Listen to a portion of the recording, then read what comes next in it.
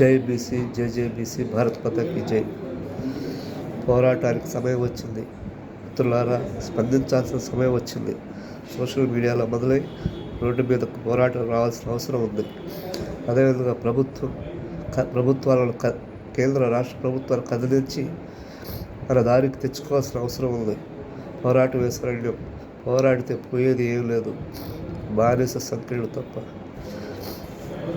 మిత్రులారా, ఉదాహరణకి మీకు ఒక విషయం చెప్పదలుచుకున్నాను. గత 20-30 సంవత్సరాలుగా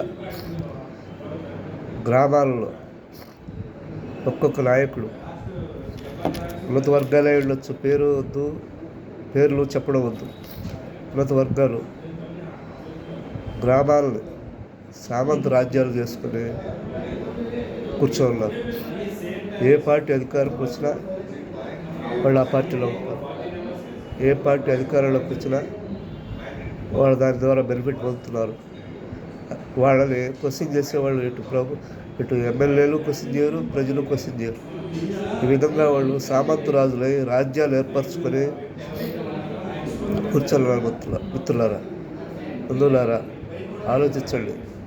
సమయం వచ్చేసింది, సమయం ఆసన్నమైంది.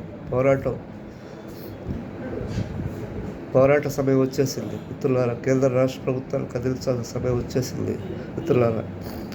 ఈ పరిస్థితి మారాల్సిన సమయం వచ్చింది. గ్రామాల్లో ఈ వింత పరిస్థితి మారాల్సిన అవసరం వచ్చింది. ప్రభుత్వాలు అంటే పార్టీలు, ఏ పార్టీ వచ్చినా ఆ గ్రామాల్లో వారి పెత్తనమే నడుస్తూ ఉంది. దీనిని మార్చాల్సిన అవసరం ఉంది.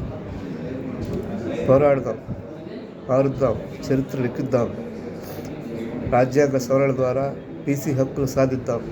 మనమెంతో మనకంత హక్కులను సాధిద్దాం. రాజ్యాధికారం దిశగా ముందుకు పోదాం.